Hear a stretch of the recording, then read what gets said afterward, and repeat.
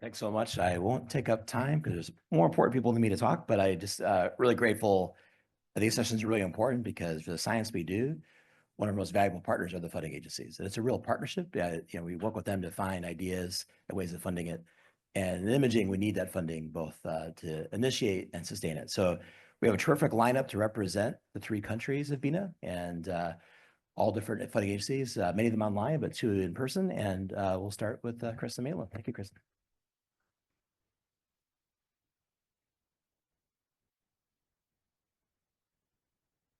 Well, thank you to Kevin and to the organizers. We're really happy, or I'm really happy to be here to represent CZI because we are such big fans of BINA and we're so happy and proud of the work that you do and how important it is for our field. Just to introduce myself, I'm Kristen Maitland. I'm a senior program manager in the imaging program at CZI. I also have an affiliation with Texas A&M where I was before joining CZI as a professor in biomedical engineering where I built microscopes and endoscopes, and I also ran the Microscopy and Imaging Center core facility from the kind of the other side of CZI. So I'm going to give you an overview of CZI so you get a feel for our organization, which I think is a really unique philanthropy.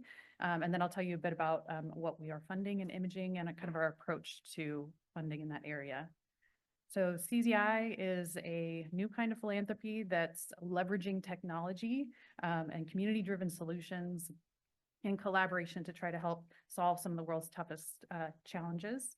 And one of those areas is focused on eradicating disease. The science mission is focused specifically on developing the tools and technologies to enable biomedical researchers to cure, prevent, or manage all diseases by the end of the century. This is an audacious goal, but we believe that we really can make an impact in this area. And if we think back 100 years, where were we in medical treatments and detection?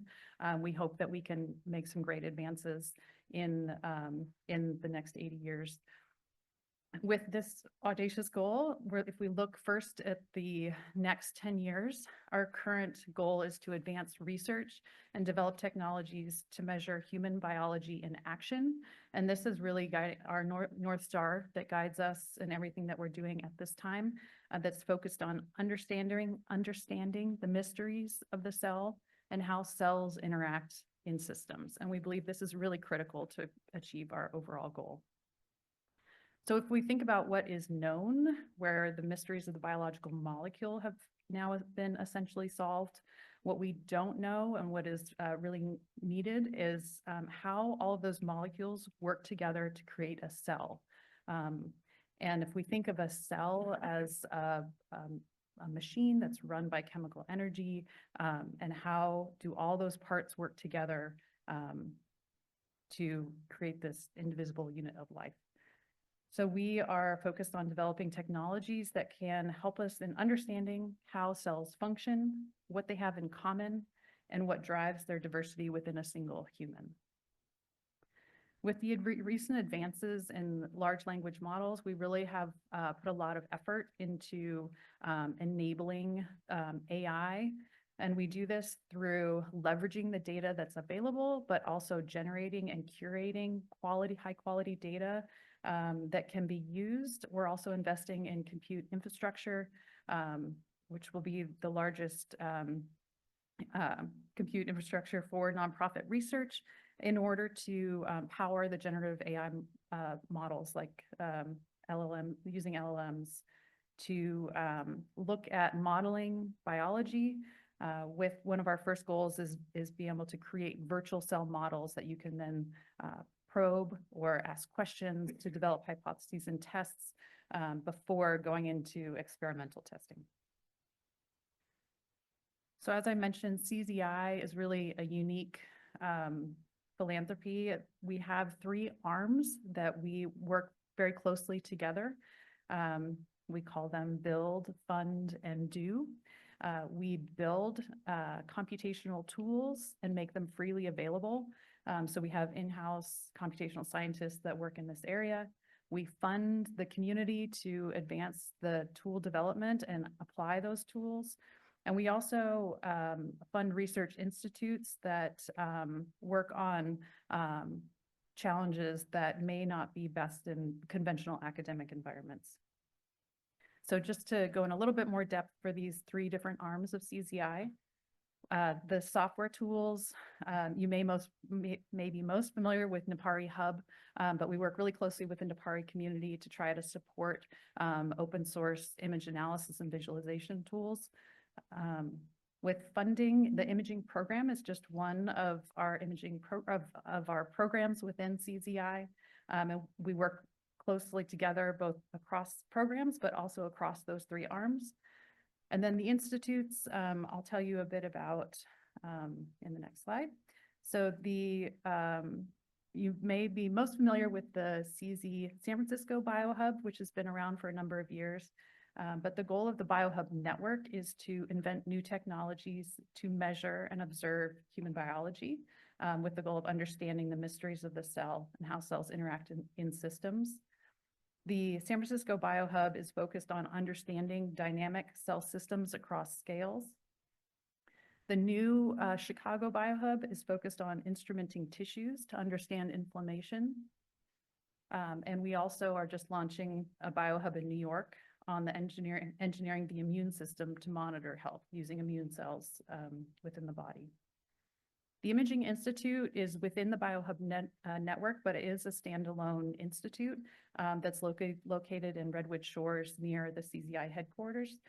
They are focused on developing technology to understand biologically complex systems, and it's really focused on imaging technology. The first grand challenge that they focused on is cryo-electron tomography across the whole pipeline from sample preparation, imaging, improving the contrast, the resolution, and then also the computational pipeline of trying to speed things up to really try to facilitate faster work in this area. The second focus will be on dynamic imaging. And so there we're looking, trying to go from cryo-electron tomography to now how are these molecules and cells interacting with each other. So the vision of the imaging program is that scientists and physicians everywhere will be able to directly observe and analyze any biological process across spatial scales in real time throughout the body. So we have two goals.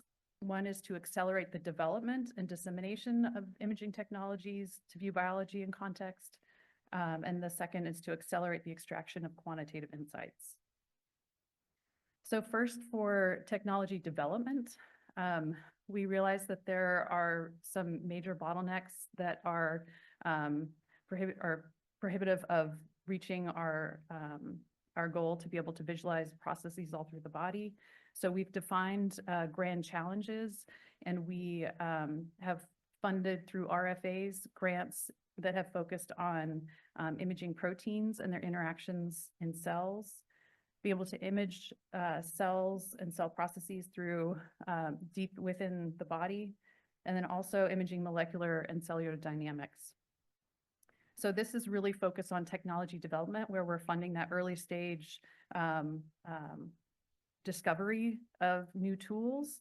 And then we want to then focus on disseminating those technologies, which requires validation and then dissemination.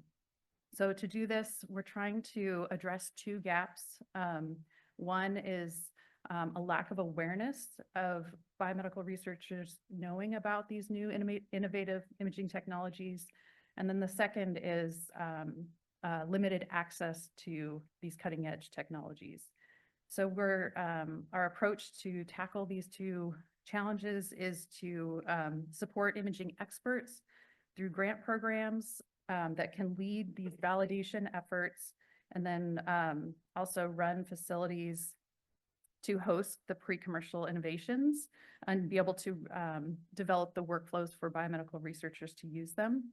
And then second, to partner with network organizations like BINA and Latin American Bioimaging and Global Bioimaging and others, with the goal of increasing awareness of these cutting edge technologies, to develop training and education resources, develop outreach programs, and also facilitating collaborations between biomedical researchers and the imaging scientists that have either developed or used these technologies. Similarly, we look at data through the whole cycle of collection of data, signal extraction to generate biological insights, and then sharing and reuse. We believe that visualization is a really important part of this cycle. So our build side of CZI, which we call SciTech, works on different parts of this data cycle, including development of open source acquisition software, the NAPARI for visualization and image analysis. And then also we've recently launched a cryo-ET data portal where we're hosting the tomograms plus annotations to curate data for machine learning developers. So hopefully you have a better idea of what we do across imaging and within CZI and how we fit into this unique model. I recommend, if you're not already signed up, we have a newsletter where we announce all of our RFAs. And the other thing I want to say is I apologize, I have to leave right after this session, but you can message me through Swapcard if you're in the room, and anyone feel free to follow up with any questions. Thank you for your time. All right, next up is Paul Samick. With a long history of NFDW as a program officer for many NIH grants for us. And now he's at DOE. And thank you so much, Paul. Okay, am I in presentation mode? It's going to it, loading. Might have a. There we go. Perfect. Thanks so much. All right. My name is Paul Samick. I'm a program manager and biophysicist at the Department of Energy. I'm in the Division of Biological and Environmental Research. Our division is very interested in bioenergy as it relates to carbon exchange with the atmosphere and production of biomass that can be used for fuel and for products in a bioeconomy. I'd like to give you a bit of my background since I've traversed different areas.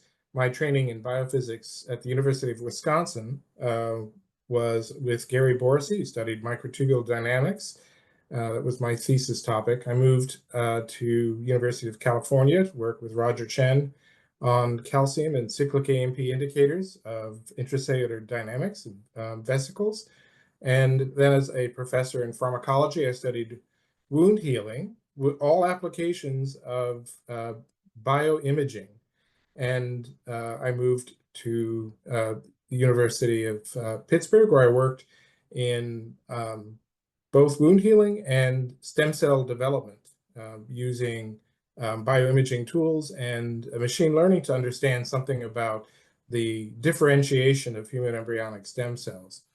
I moved to the the National Institutes of Health. I was a review officer and then a program director in National Institute of General Medical Sciences, where I helped develop programs in biomedical technology, and moved a few years ago to the Department of Energy, where I developed both bioimaging and quantum imaging and sensing programs for understanding the soil rhizosphere, the microbiome that supports plant growth, and plant growth itself.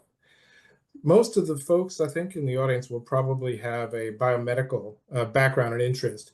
And the Department of Energy is different in that the technologies we develop are usually applied to both biomedical and plant and microbiology, but the projects that we fund have to be in the sphere of understanding programs in bioenergy from plant matter. So our division has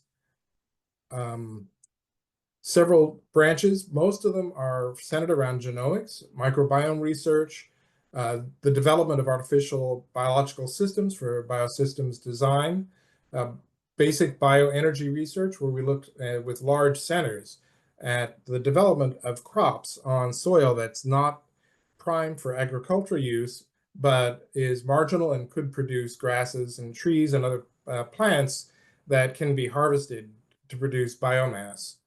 We have support programs in computational biology, artificial intelligence. We have various databases that are public for both microbiome and plant and sources. A protein database is one of the facilities that we fund. Biomolecular characterization imaging science is the area that I help manage, where we look at both classical bioimaging programs from individual investigators, quantum biosensing and imaging, and structural biology and imaging resources from the national laboratories. We have a strong program among the various national laboratories across the United States. Large centers usually centered around synchrotron radiation and light sources, and they have various projects in bioimaging and quantum sensing that are independent of the light sources that we fund and that also are available for collaborations. The user facilities include the Joint Genome Institute, where we collect information on the genomics of various species to try to understand their function.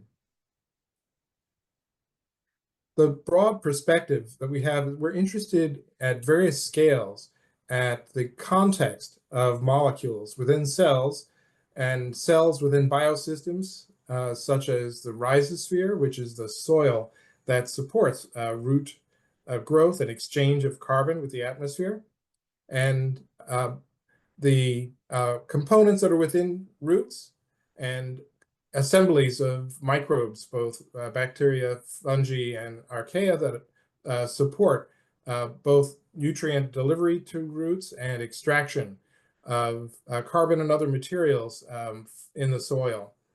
And finally, the production of plant growth and understanding something about forest development, as well as plants that are used for bioenergy harvesting. The topics that we support are novel research that is to support an idea that hasn't really been tested yet, that will be validated through the work of the project and tested for feasibility. The funding announcements that we have this topic and a second where an innovative experimental prototype that has been developed can be used for research for hypothesis-driven biological experimentation. And for DOE, for these funding announcements, that biological experimentation has to be related to bioenergy and the sorts of biological experimentation that our division BER supports. The program goals for our bioimaging is to measure the phenomics, the characteristics of biological systems, and the purpose, their function.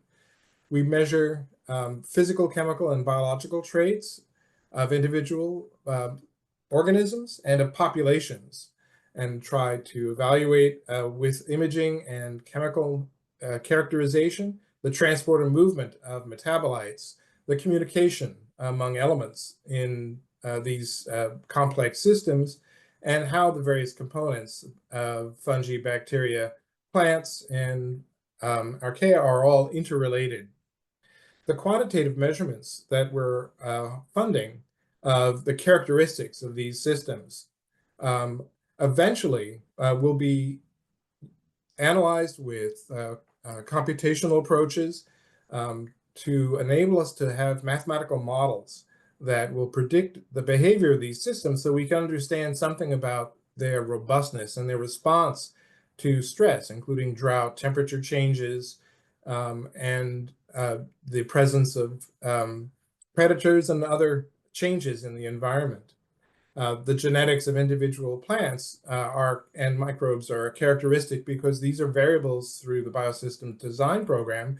We can try to harden these biological systems to climate change and to development in new ecosystems. What we're hoping in the long run is that imaging is going to participate in a predictive modeling for our long-term objectives to produce a strong bioeconomy, to reduce our dependence on non-biological sources of energy, and to enable a circular bio economy. The general structure of what we're hoping to conceive with these bioimaging projects is to relate this stimulus, genetic changes or environmental changes, to a cellular mechanism, and eventually to a system response, an output. And these are the steps that we're hoping that we can produce models and relate the imaging as a measure of phenotype and characteristics of the individual cells, and to understand something about how the system responds to environments and produces higher quality outputs for biomass for harvesting.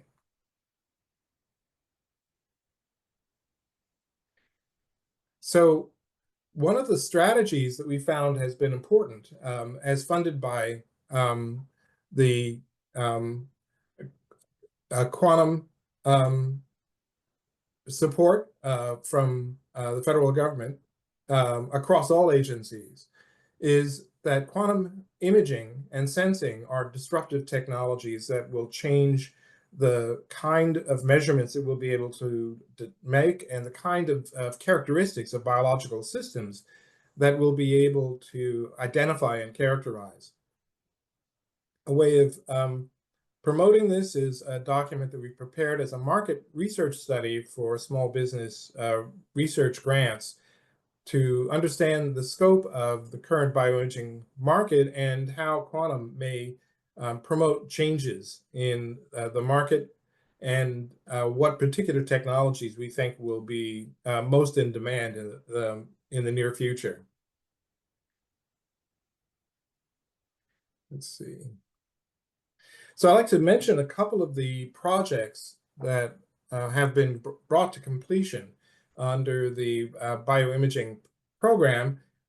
One is a process that converts light energy delivered to semiconductors directly to bacteria. There's an electron transfer that is much faster than the typical uptake of energy by bacteria, direct from the light harvested from the semiconductors and converted into excited electrons. These electrons can activate processes within the cells that have been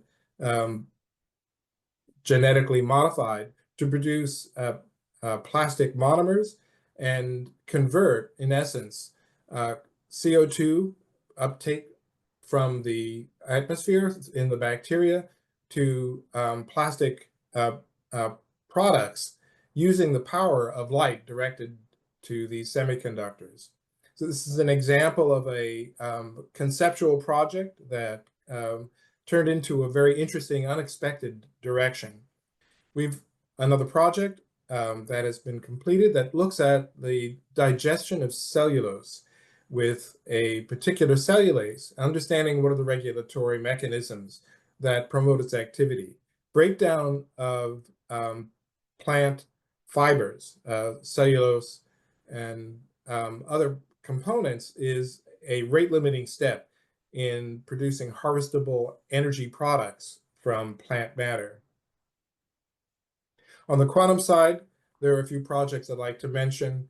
One uses entangled photons, where one beam of light coming from a common source is directed at the sample with very low energy, and a partner beam directed to a detector has adequate energy so it can be detected with a standard camera.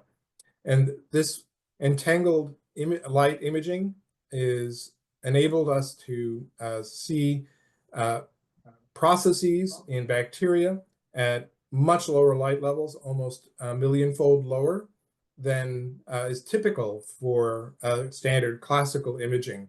This is an enabled long-term imaging. This particular project is now working on the investigation of genome expression changes over weeks in complex plant systems. There are... I apologize Yes. for interrupting. You've got about 30 seconds left. We need to wrap up. Thank Sorry. you. So next project is quantum entangled spin states, where nuclear spin is transferred from parahydrogen to biological metabolites that can then be identified as they are changed by root systems. So we can identify the metabolites in intact biological systems with quantum sensing. My last slide just mentions a particular project at one of the national laboratories where entangled light is used for ghost imaging, where one beam is directed to the sample in the far infrared, where it's very difficult to detect with standard cameras, and a second beam has been shifted in wavelength to visible light, where we can detect with standard cameras. And this is an example of a kind of quantum imaging that can change how we interact with our biological samples. Well, thank you. Next speaker is Bruce Anderson, who's the program director of optical imaging and spectroscopy at NIBIB and at NH. And she's also online. Thanks, Bruce. All right. Thank you all. I hope you can hear me and see this slide very well. My name is Bruce Anderson, and I'm a Division of Applied Science and Technology at NIBIB.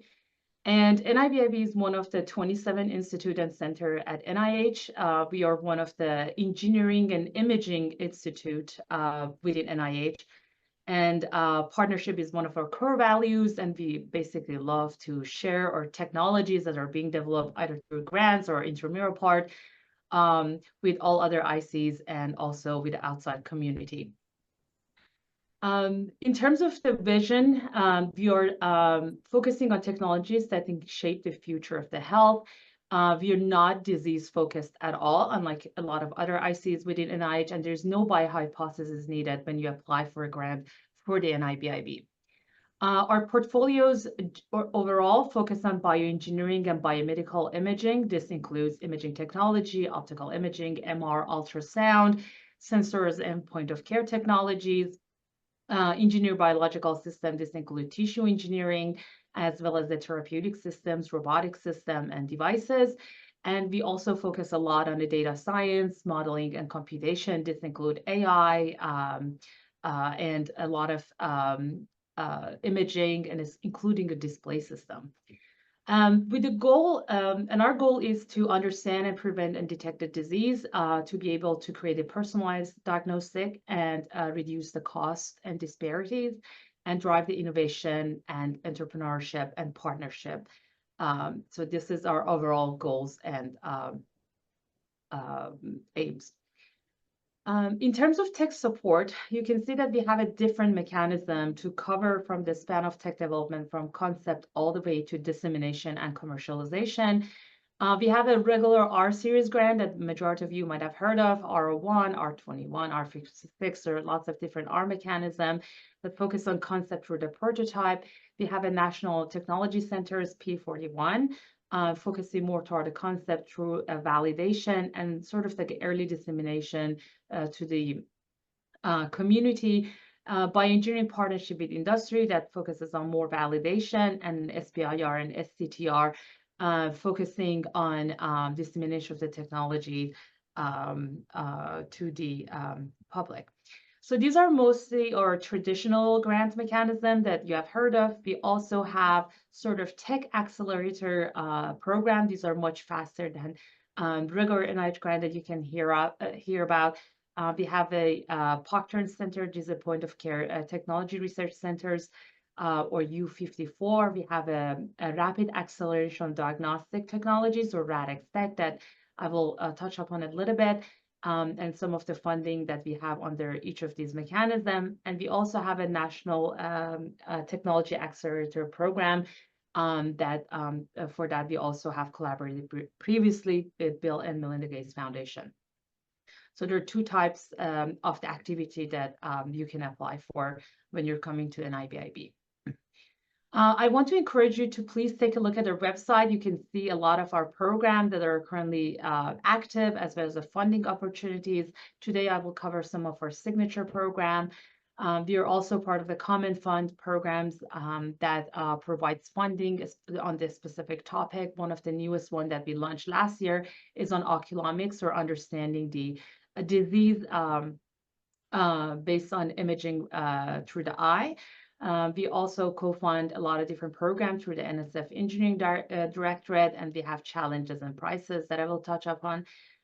We also provide the public resources that you can use. Some of them are called Neuroimaging Tools and Resource Collaboratory, or NITREC, Medical Imaging Phantom Library, Medical Imaging and Data Resource Center, or MIDREC. So these are used for, some of them are related to the data science, some of them related to Phantom, some of them related to tools and technology that are being developed. One of the grant that is our flagship is the NIBIB Trailblazer. This is not like unlike R01, there is no preliminary data required. You're only allowed to use a very minimal data. And the whole point of this is for early and new stage investigator to produce the preliminary data so they can apply for an R01. So if you're an early stage or new investigator meaning that you don't have any current NIH grant, or don't have a very substantial NIH grant, such an R01, then you're qualified to apply for NIBIB Trailblazer. We also have an R01 called CATS Early Stage Investigator grant. Again, for this one, you cannot include any preliminary data, and this is targeting the investigator who are doing the change in the research direction. So suppose, as an example, you're a biologist and you want to go to biomedical imaging, and you're changing that direction of your research. This will be a very good mechanism that you can apply to. And majority of them, you have to pay attention to these numbers here, because you can basically put them on an online web search, and you will find a specific NOFOs or notice of funding opportunities.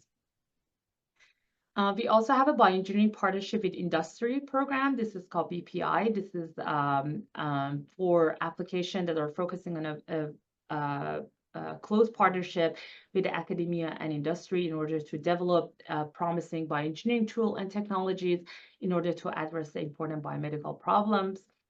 So this is, if you're having industry partnership, you can take a look at this specific funding mechanism. We also support the National Centers for Biomedical Imaging and Bioengineering. This is a very complex center. They have a research and development technological core that they are synergistic. They focus on training, dissemination to community, as well as collaborating with outside investigators through the collaborative project and service project. Please go to our website if you need to read more about these centers. But as you can see, we have a broad spectrum of the imaging and bioengineering devices focusing on that. MR, image processing, bioengineering portfolios, optical imaging, imaging agents, and bioinformatics and sensors. In terms of funding opportunity to promote diversity, I know this slide has a lot of numbers, but don't worry, you can take a picture, we can share this.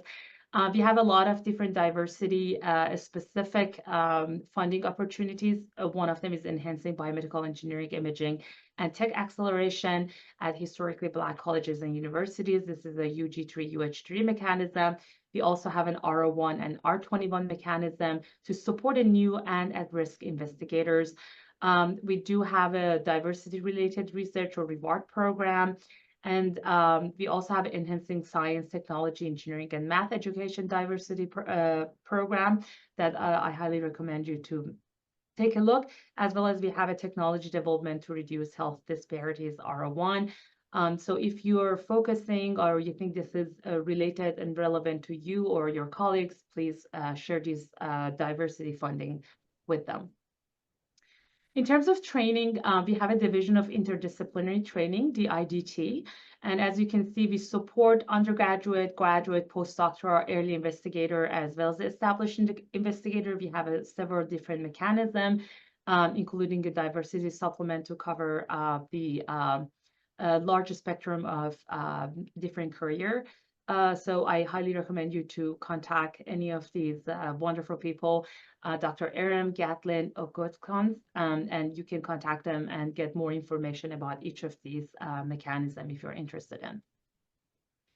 I talked briefly about the rapid accelerator diagnostic, RADx. As I said, this is not a traditional mechanism. This is to rapidly de-risk and validate the technologies with a stage-gated, milestone-based, and cash prize reward.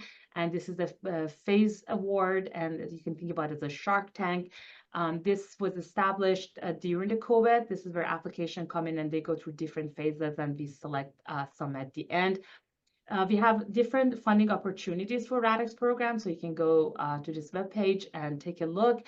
Some of them are maternal, some of them are fetal, and one of the new one that has upcoming deadline is October 11. We are launching a new RADx Tech ACT Endo. This is advancing cures and therapies to ending the endometriosis diagnosis and delay. This is a $3 million cash prize to accelerate the development of non-invasive technology to improve the diagnosis of endometriosis, and technologies that, for example, can shorten the time of the endometriosis diagnostic and eliminate some of the invasive technologies that currently exist, or improve the accessibility or reduce the cost of the diagnosis. So if you're interested, please take a look, and I highly encourage you to apply.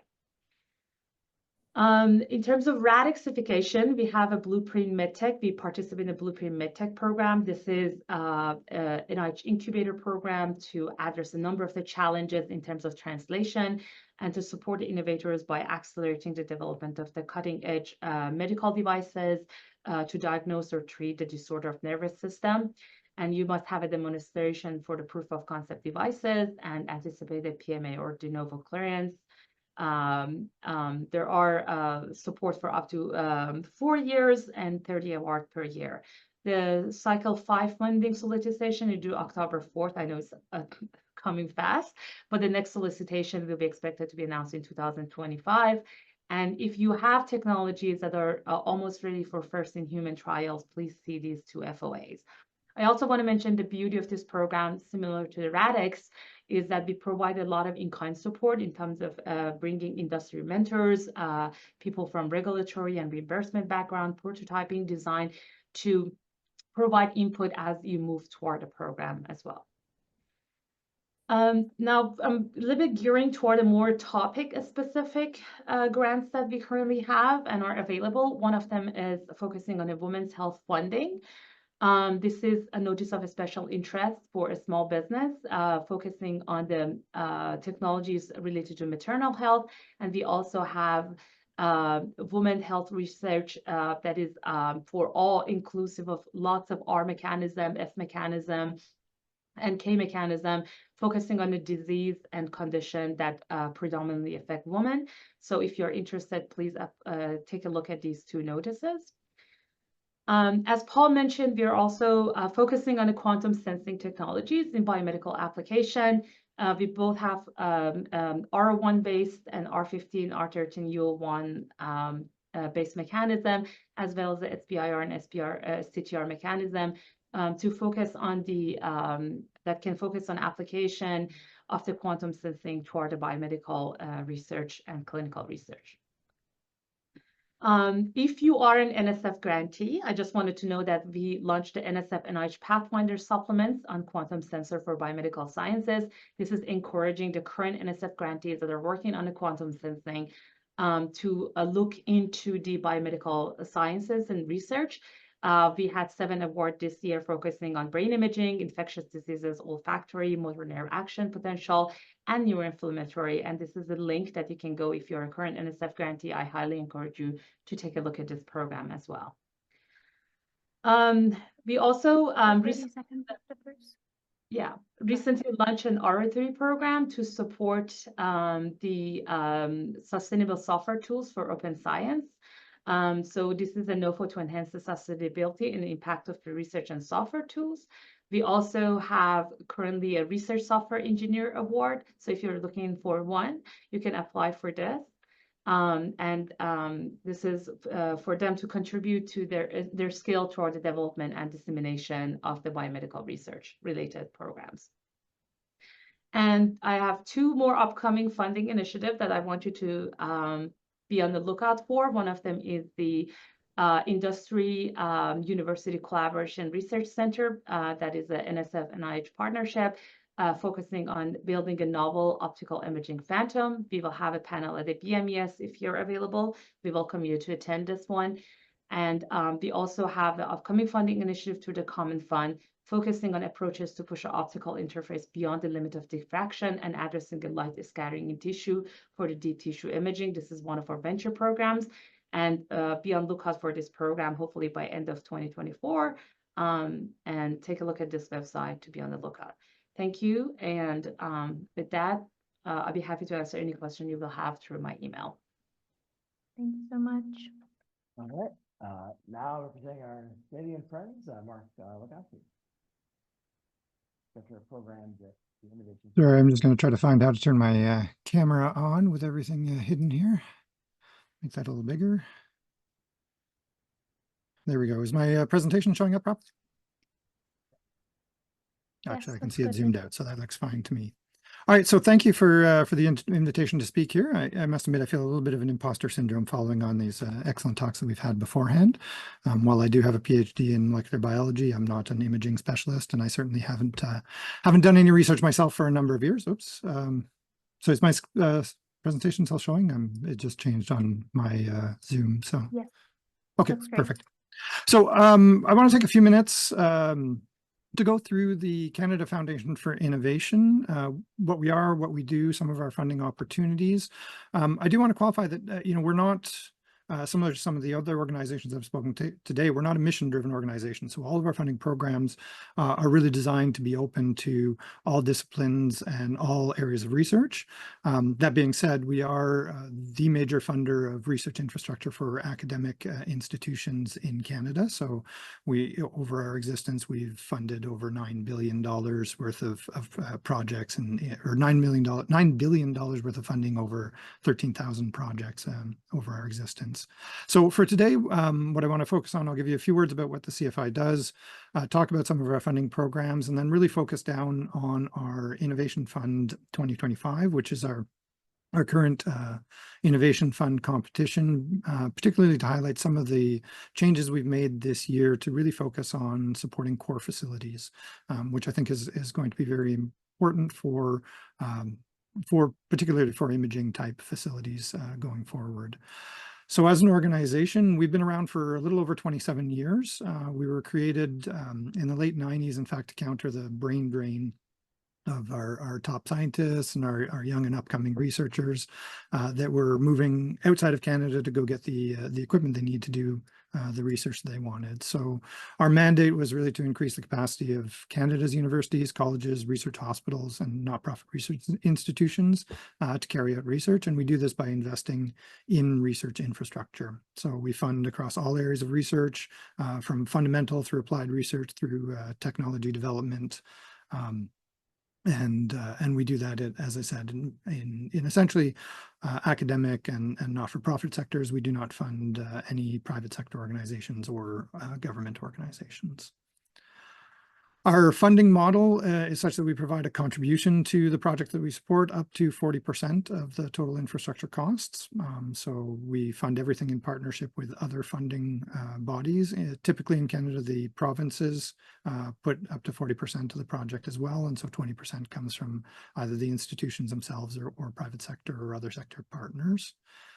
We will also contribute, so our main funding is for research infrastructure, but we also contribute to the operation and maintenance support of the projects that we fund.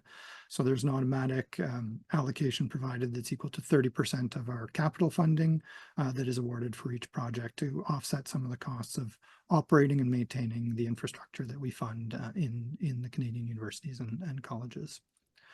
I've put this slide up. In the interest of time, I'm not going to go through all of our strategic directions over the coming years, but I wanted to put it there so that there's the link if people wanted to follow and see where we're headed. But as I said, I'll switch and focus more on what our funding opportunities are and what they support. So we don't have a large list of funding opportunities. We try to provide funding opportunities that are very broad-based and that support researchers and research infrastructure requests across a broad spectrum of different fields and disciplines and infrastructures, without having necessarily a specific program to deal with every single specific scenario. So our main programs that I'll focus on today are the John R. Evans Leaders Fund and the Innovation Fund, as I mentioned before. We also have a couple of funds for more specific communities like the colleges and the Northern Fund.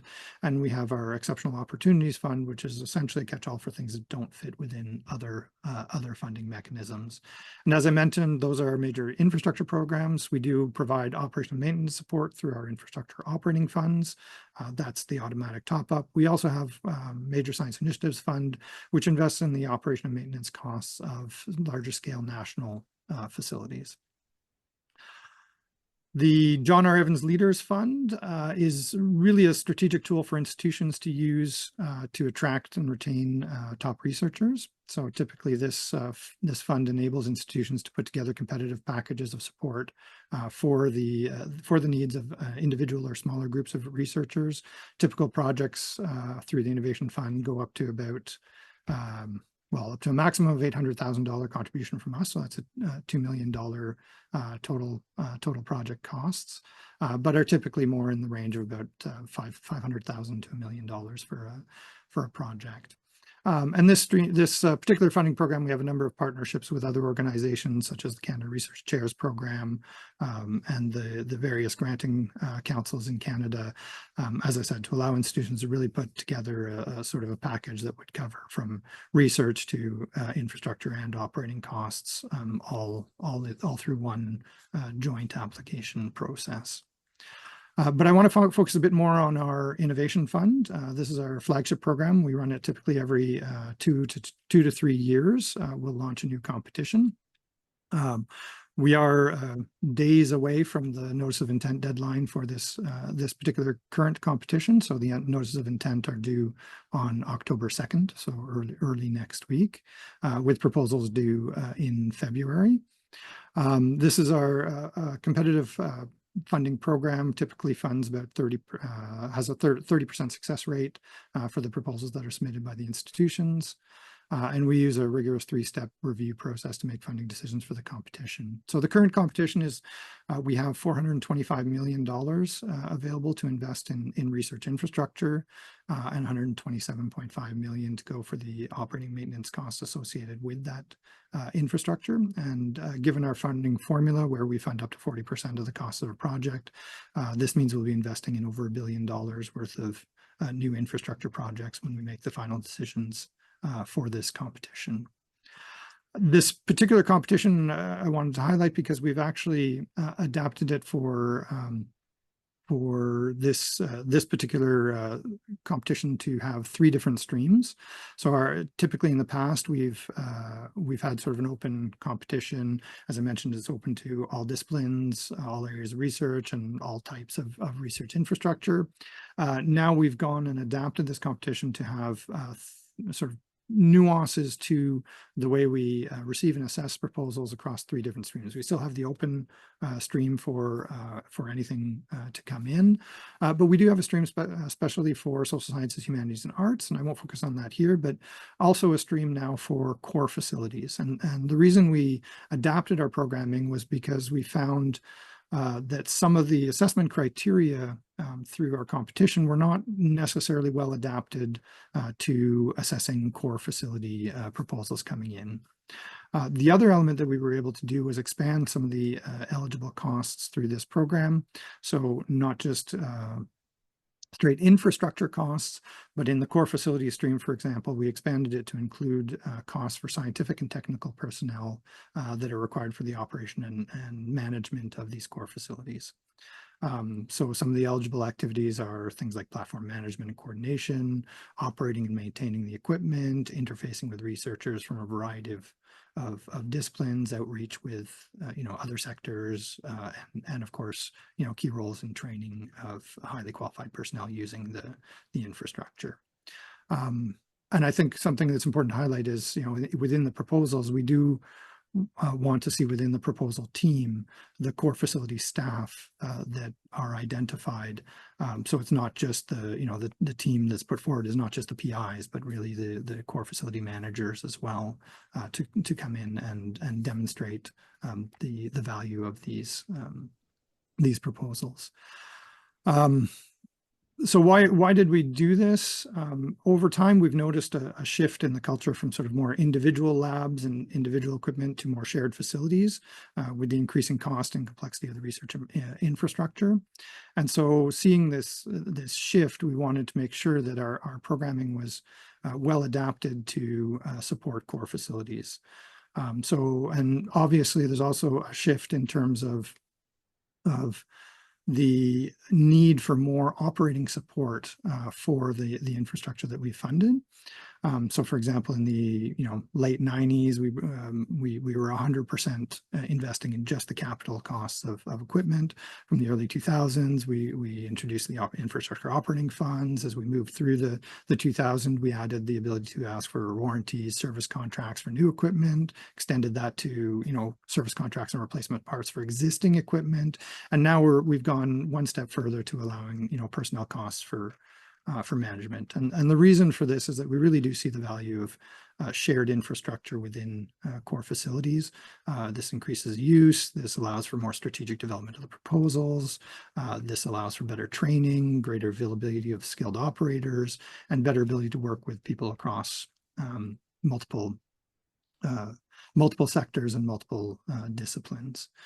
And so just for a bit of information, obviously we've made some adaptations to our programming for this year, but it's not to say that we've never invested in core facilities in the past. I won't go through the stats here, but certainly in the past couple of competitions, you can see that over half of the projects that we fund identify that some or all of the infrastructure that is being requested will be housed in a core facility. Likewise, even through our sort of smaller funding mechanisms, the John R. Evans Leaders Fund, a significant portion goes into core facilities, and a significant amount of funding goes into those core facilities. So I'll stop there. I do have a couple of other slides if you want more information about the CFI. We have a number of explainer videos. If you want information on anything coming up from the CFI, I can encourage you to subscribe on our website, innovation.ca. But in the interest of time, I'll stop there and I'll be happy to answer questions later. Chris Wood is a long-time BINA executive board member, very active in BINA, and representing Mexico, and he's a lot of experience in Mexico and grants, so he'll talk about the landscape there. There's nothing on the list.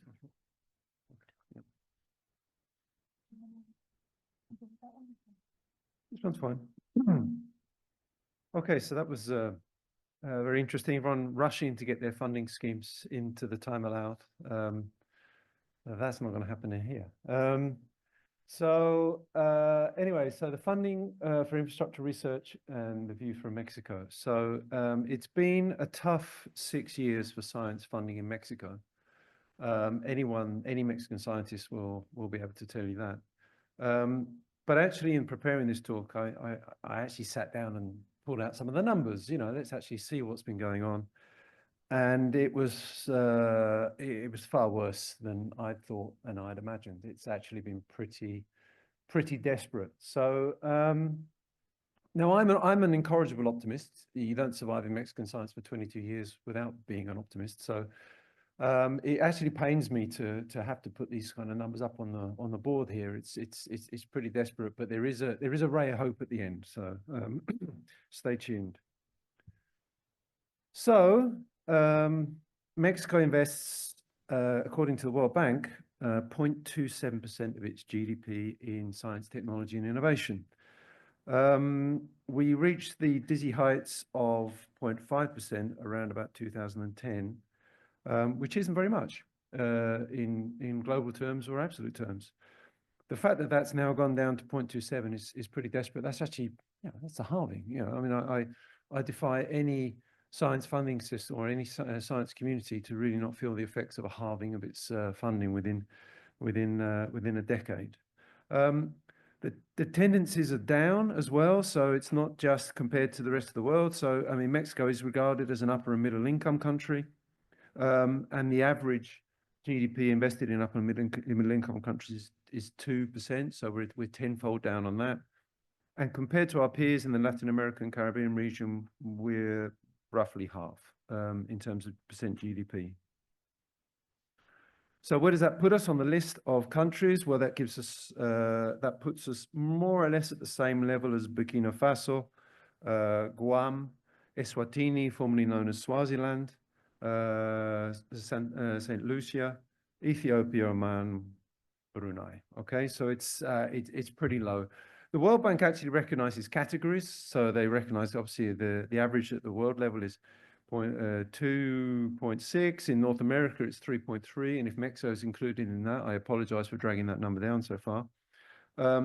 Mexico is a member of the OECD, and the average across OECD members is 2.9% of GDP invested in science, technology, and innovation. So you can see we're well down there. And actually going down the categories in sub-Saharan Africa, we're below that category in terms of the amount we invest. And actually we're actually dead level with what are euphemistically known as fragile and conflict affected countries. So that means like Yemen, Syria, Afghanistan, Ukraine, these sorts of places. So that's roughly where Mexico is in its respect and funding for science right now. So of the 38 nations in the OECD, Mexico, you won't be surprised to know that Mexico occupies 38th place. And just as an aside, in 2002, the legislature passed a law saying that 1% of GDP must be invested in science, technology, and innovation. That didn't go so well. So even though that there may well be political will at some point, the actual implementation of these policies is very much lacking. And actually the government in their latest edition of the science and technology laws just abolished it. So we haven't even got that to hang on to anymore. I told you it was depressing. Okay, so who funds science in Mexico? It's the science budget is divided between three dependencies: the education ministry. We have a national council for science, humanities, and technology, and the ministry for the economy. So in Mexico, the funding is in cycles. We have 6-year political cycles. The presidency is for 6 years, and there's no re-election. So we always get a change of president. So we're going to compare the previous, so the current president until next Thursday is Andrés López Obrador. And we're going to compare the amounts that were provided between the two and the previous president, who was Enrique Peña Nieto. So that's divided into 3 categories: basic science, applied science, and innovation funds. And this is across 6 years. These are accumulated, these are sums across aggregates across 6 years. Basic science, 200 million. Oh, these are US dollars. Basic science was 200 million US dollars. Applied science was $2,000 million. And innovation funds were 213 million. So what happened over the current 6 years? These again aggregate values, those numbers collapsed. So we had $68 million invested into basic science, 68 million invested into applied science. The innovation funds are generally distributed by the Secretary of the Economy, but they actually didn't do that. They didn't distribute any funds for that in all of 6 years. So doing my bit of basic maths, that's about a 3-fold decrease in basic science, a 30-fold decrease for funding in applied science. I'm going to try to calculate the innovation funds. My calculator blew up. So anyway, so yes, not great. I mean, the raw numbers are not much fun. What does that actually mean on the ground? So we've got some numbers here for the amount of science funding projects that were, the amount of projects that were actually funded. As you can see, we were, after reaching a peak in 2016 of around 2,600 projects, that's now gone down to about 500 a year. Projects for international cooperation as well have really collapsed. So we've gone around from a peak of 250 down to about 32. We actually went down to 0 in 2020. That actually had obviously a lot to do with the pandemic, but anyway, the recovery from there has been rather embarrassing. These are all the president's own numbers, by the way. So, you know, I'm not fishing these out from anywhere but official sources.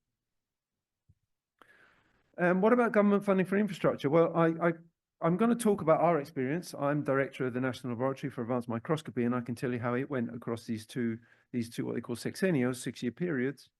So during the, after our founding in 2012, we received over 4 million in funding from government agencies. This was matching funds with the institution. And that was enough to get set up and to get expanding and remodeling and consolidation. Over the current government, we had 3 years of kind of not really funding very much, and that has now gone to 236,000 over the course of the 6 years, which has been a rather precipitous decrease. We have had some emergency lifeboat funding from the university. That's just to keep us going, really. It hasn't enabled us to do anything apart from survive. And here I would also like to put a mention out for the importance of the international funding that we receive. We've received 2 grants from Chan Zuckerberg. These were not general funding grants, and they weren't to fund infrastructure. They were for specific projects. But the sheer importance of that money, I find it difficult to think that we would have a national laboratory if that funding hadn't come in, and it has enabled us to actually keep our heads above the water. We have been in survival mode for 6 years. I would like to really say to international funding agencies, don't turn back from Mexico, don't turn away from Mexico. We really are having a tough time, and the money has a huge impact. Okay, so today we talked about artificial intelligence. One of the things that's affected that has been our competitiveness. There's been a real degradation. Yeah, we still got the same equipment we had when we started. We have FV1000s. We were announcing here that there was FV4000 with 3 generations of equipment behind. We really desperately need to renew that. Technology moves so fast. Just on Monday, we were talking about how AI should be helping people to do their laundry. This literally popped up in my inbox this morning, an AI washing machine. So that's how fast it moves. It took just 4 days to go from concept to reality. Okay, the future. So just to turn it to the future, we have a new president, and for the first time, we have a female president. Why is that giving us hope? Well, the female, Claudia Scheinbaum, has a degree in physics, and she has a PhD in engineering. Okay, so we're hopeful. One of her first announcements was that CONOCYT is now abolished. Okay, it's so bad, it's so damaged, it's been so degraded over the last 6 years, they couldn't even rescue it. They've now announced, and this is something we've been crying about for 30 years, Ministry for Science, Humanities, Technology and Innovation. So we get better political representation. So there are chinks of light coming through. The new head of the Science Ministry, the new Science Minister, is Rosauro Ruiz. She has a degree and a PhD in biology. She's the ex-director of the science faculty at UNAM. And so what's happened? So one of the things we were all hoping for was that there will be a consolidation of the science budget between the 3 agencies. So far, for this first year, they've announced that nothing's going to change. That's quite normal. They tread water for the first year. So we're not going to get any increase in budget. It looks like, for the moment, it's just a relabeling of CONOCYT. But we are hopeful that in the future, there will be a consolidation of science funding. And I think that's it. I'll just say, well, this is the lab. I represent the National Laboratory. These are the people that work there. And these are the people that we've received funding from the last 12 years. Thank you very much to all of our funders. And here, I apologize to our colleague from NSF for Kevin to come introduce, but he is also online and will give us a quick presentation as well.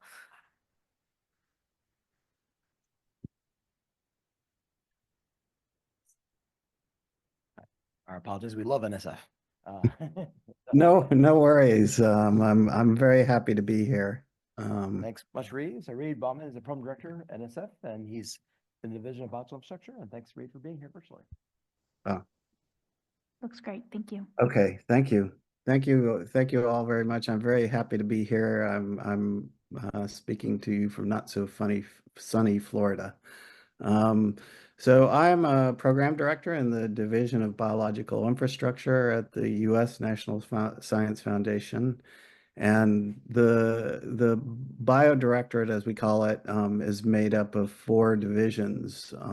So we have a division of environmental biology and organismal systems and molecular and cellular biosciences. And the division of biological infrastructure serves to support just exactly that infrastructure. But overall, the bio directorate, its mission is to enable discoveries for understanding life and advance the frontiers of biological knowledge.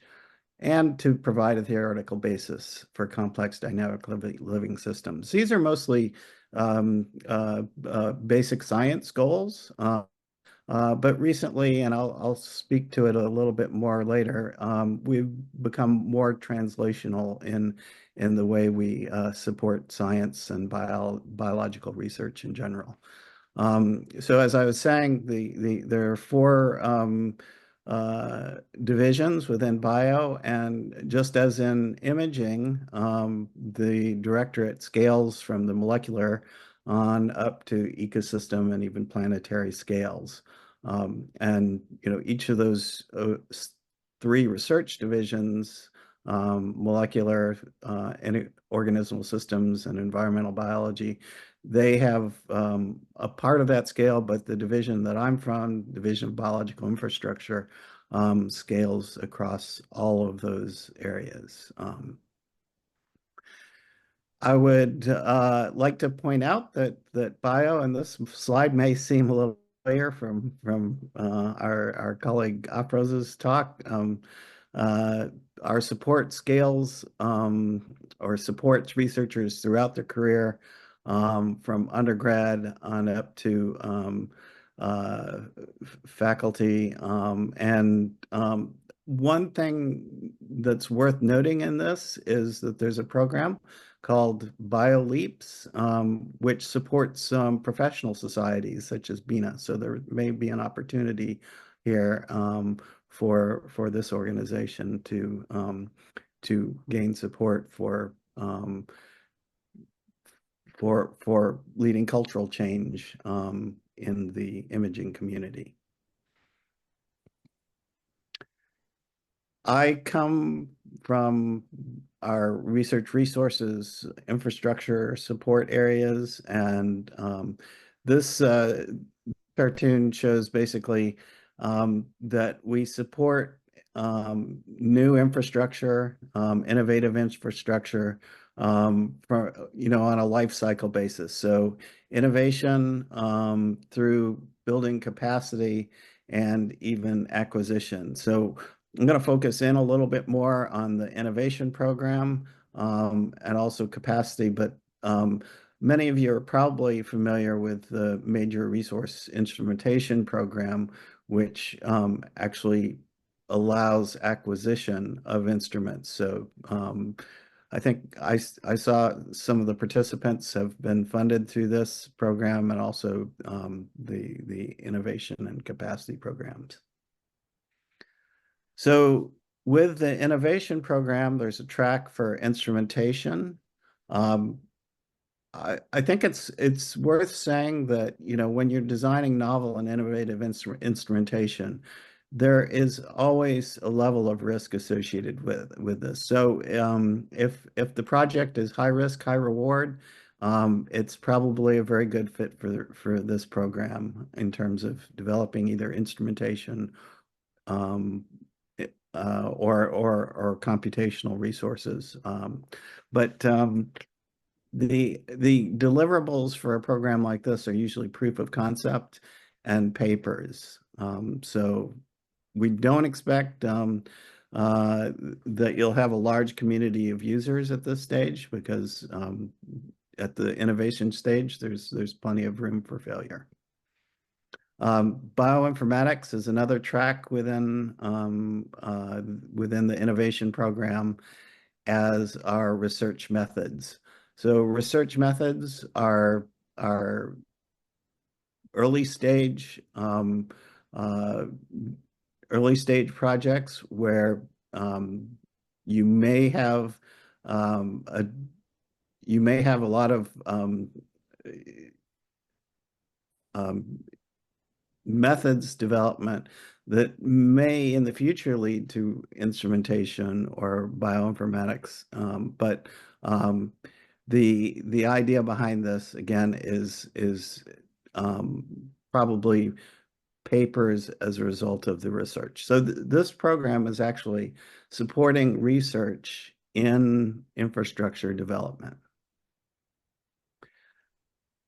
if we follow on with the life cycle of the program, we're building capacity and our cyber infrastructure. It was previously known as CIBR, but this is meant to fund projects that have already shown proof of concept, and this will provide support to harden the infrastructure, harden the software products, and engage a larger user community to use the resources. I would like to add that there is also the career program. Career awards really help make a career, exactly that. They're available for tenure track faculty members, usually at the assistant level position. So if you have tenure already, then you're past the stage of your career where you can apply for this. But this is at any U.S. institution for higher education. And there is a deadline. The previous programs that I talked about, I forgot to mention that none of those have deadlines, but there is a deadline for career programs. If you are in the mid-career part, there's a program called MCA that has become more and more popular. And these are for scientists who want to take a change in the direction where their career is going. So it gives an opportunity to work with other collaborators, again, at any institution, to put yourself on a new career track. In terms of other programs at NSF, there are tons of programs at NSF. Obviously, I'm not going to focus on very many of them, but it's worth noting Cyber Infrastructure for Sustained Scientific Innovation. This is a cross-cutting program, so whether you're in physics, math, engineering, biology, or any other directorate or discipline, this is where you can develop partnerships across cyber infrastructure. And there are two tracks there, an elements and a frameworks track. So both small and large projects can be supported there. The TIP directorate, so it's a new directorate at NSF. It launched just about a year ago, Technology Innovation Partnerships.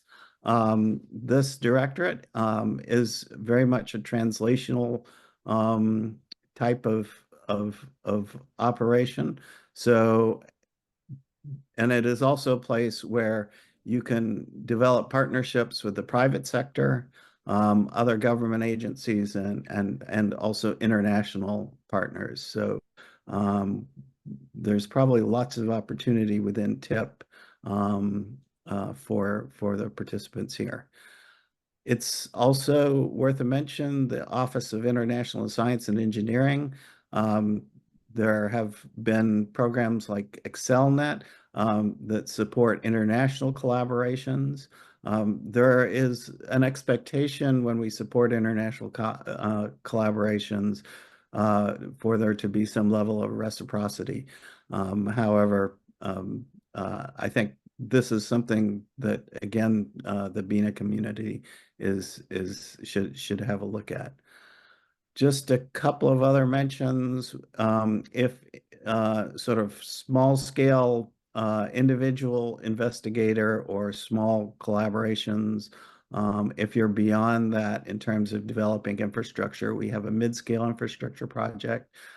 We also support institutes, and we did a lot of neuro imaging support through the NeuroNext program. That was kind of a one-off thing, but it also, the NeuroNext round 2 also involved support through Canada, the UK, and Germany as well. So that was an example of international partnerships in one of our programs. The BioFoundry programs also supports the combination of research and infrastructure development. So just to wrap up quickly, if you want to find funding, there are ways to search on our websites. And also you can look at what projects have already been awarded. There's a search page and an advanced search involved in that. There are also you can sign up for news and updates. And we often we have once a month office hours, even for and each of the divisions also has office hours. We also have blogs that you can sign up for, and I'll leave it at that. Thank you very much. For the online audience, we're going to have a panel. Speakers, I'll tag you if you want to turn your cameras back on.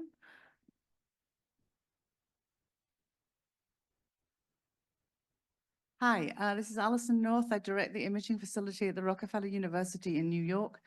First of all, kudos to Chris Wood. Without your optimism, I don't think it would have survived, so great. Also, huge kudos to the Canadians who've realized, finally, that of the importance of funding people as well as instruments. This is what we need.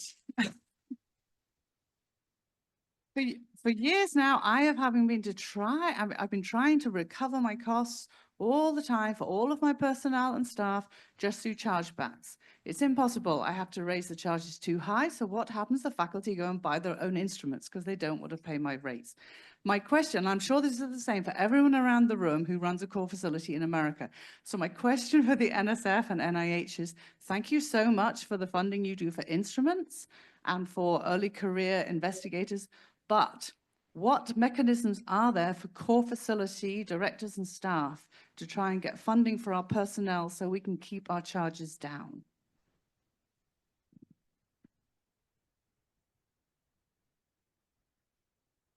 Are you talking about hiring the staff?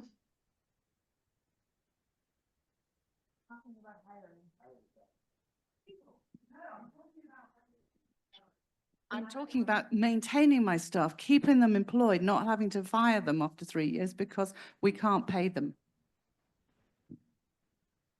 I can comment, and this is from my role as a facility director rather than CZI, but I also believe that it's the institution's responsibility to cover part of that cost and to cover it through overhead costs.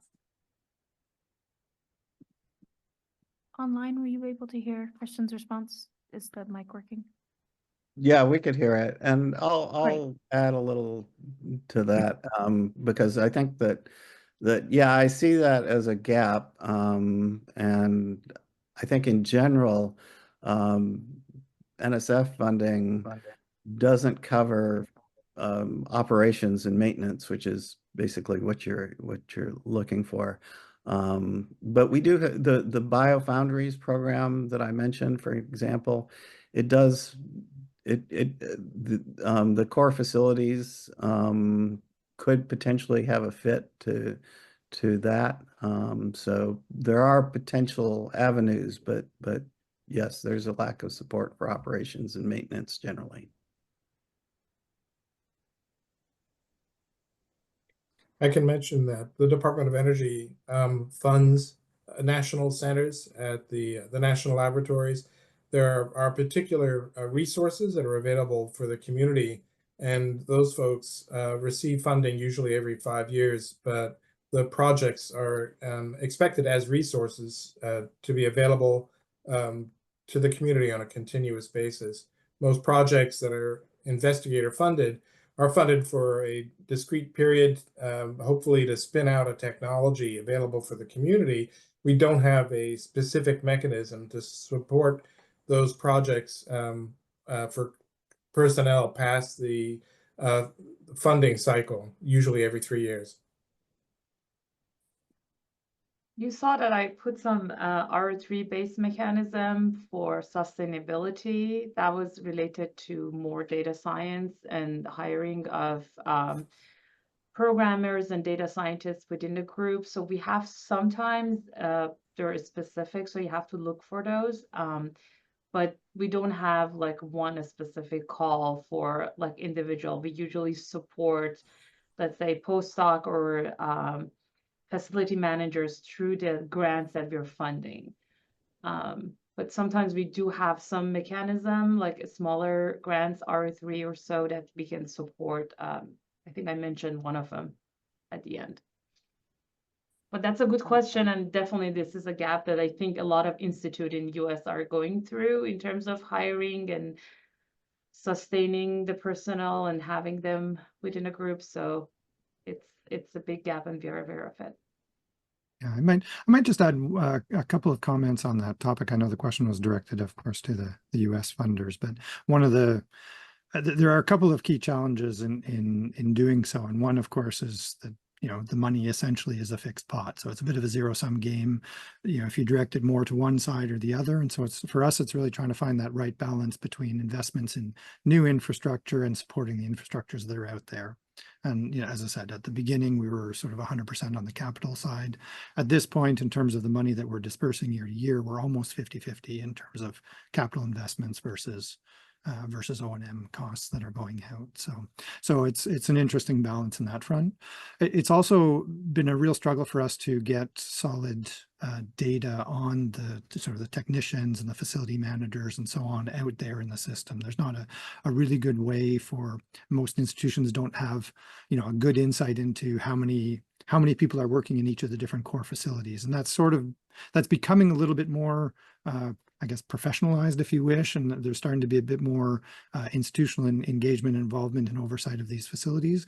But it's still a gap that we find we're struggling with in order to understand sort of what is the scope of, you know, the number of these professionals out there, and sort of, you know, what is their conditions in terms of, you know, a lot of them we hear are on short-term contracts, and of course they're living grant to grant to grant and so on. And so we're just having that information would be very helpful for us as well to support, you know, going back to, you know, to our funders to say, well, we need this much money for these purposes, and here are the benefits of it. So I appreciate that we've, you know, taken a few extra steps, but yeah, I think we still have, you know, ways to go to fully address that particular issue. Yeah. Hi, this is Caterina Strambio at UMass Medical School. First of all, I wanted to definitely echo what Alison was saying, but I do appreciate the fact that there has been some steps in the right direction. I really appreciate, for example, I was not aware about the research software engineer award. I think that is really excellent, and I think we need more of that. We need, and along those lines, that could be a way of supporting core facility staff. I mean, we definitely have to be very creative together and think about how to best proceed. One thing that I was really excited about from the NSF, I didn't know about this accelerating research through international network-to-network collaborations. We obviously, BINA does a lot of that with around the world. So it's really, I think it's, please, I mean, I would encourage other funding agencies. I mean, CZI, of course, is already doing a lot of it, to continue doing that, because it's really through advancing around the globe that we can continue with science. One other final thing, and when you're funding, when you're giving money for capital investments such as microscope, really it's important to, I reiterate, it's really important to think about that really does not really work without expert people running it and trading. And so that is really an essential, integral part of that advancement that is provided by the instrument itself. Thank you, Katerina. We'll have one more final comment from our moderator. Very rare that we have you guys all in the same room. So I just would love to ask, you know, that we live in a very global world, limited resources. What do you think the prospects are for interagency collaboration? You know, I know you guys have done some things together, but it'd be really wonderful, you know, CZI and NSF could pool resources, DOE, so on, or Mexico to Canada to work together. Can you guys talk about international? I know there have been some things, welcome trust, and some limited things, but I know there's always, you know, politics, this kind of thing, but in the perfect world, collaboration would be wonderful. So.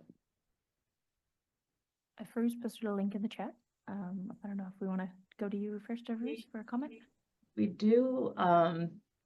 at least from within NIBIB, I can talk on behalf of NIBIB more.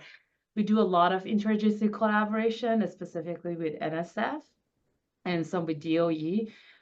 We actually have a workshop tomorrow, I believe, on the theranostic with DOE. So we actively work with the DOE and NSF. We also have the IUCRC that I mentioned for industry university partnership. This is where both NSF and NIBIB will support a center along with the FDA to focus on imaging phantoms. But obviously, we can, once we run these and we figure them out, we can go ahead and expand them.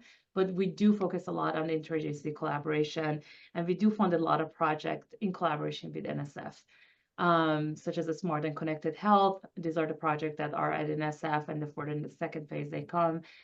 We recently have our synthetic biology grants that is up and running and is with NSF again. So these are the grantees that are having the very basic NSF base, and then they come to NIH. So we do have a lot of collaboration. In terms of international, we have several of them. One of them I just put it on. This is with Finland, and they have a flagship program for that covers a lot of areas that BINA, for example, and community is interested in, including imaging, AI, quantum, and photonics. And we're actually having the current funding opportunity that I just posted in there with Finland, and we will have I think a webinar quite sometime soon and some panel at SPI on international collaboration. Yeah, and I'll just add that we're open to partnerships with the private sector as well. I would guess that NIH is as well. In the BioDirectorate, we currently have a partnership through, well, there are probably several, but the one I know about actually the most is with the Paul G. Allen Foundation. And that's in the area of conservation and environment. But certainly the imaging is such a ubiquitous topic area that there's certainly room for collaboration. And the Neuronex program that I mentioned earlier was also a collaboration across international borders, including Canada.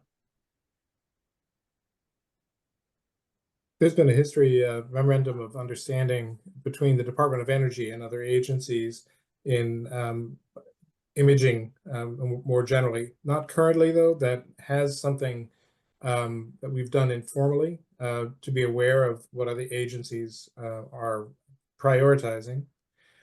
Within the quantum realm, the Office of Science and Technology Policy has directed agencies to work together as much as possible. And there have been a few international symposia to discuss the priorities and advances in quantum sensing and quantum imaging.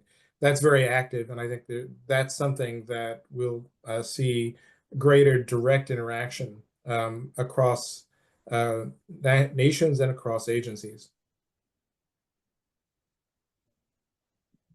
Great. Yeah, just a quick comment. What I wanted to say was, in my experience, what funding agencies are most, the criteria they're most interested in is impact. And in terms of, I'd like to thank Chancellor Zuckerberg for putting the issue of dissemination up on the screen, up on the agenda, because I think it's an extremely important part of it. There's no point having all this technology sitting in ivory towers or dark rooms, and nobody actually having access to it or being able to use it. So I think dissemination is a key part of this. And I would also say, please be open to collaborate. The amount of talent and the productivity of Mexican scientists, you know, the bang per peso for what they actually produce with very little is astonishing. So in terms of returns on investment and in terms of impact that funding can have, joint funding, international collaborations can have, it's mind-blowing for me. So please look to your international partners. Think about dissemination pathways. Fund dissemination as part of the pipeline. It's really, really important to get these technologies out there where they can be having the maximum impact to the biggest population. So that would be my call to funders to take dissemination, particularly as an integral part of the pipeline, and not something that just happens afterwards by magic. Thank you so much, Chris.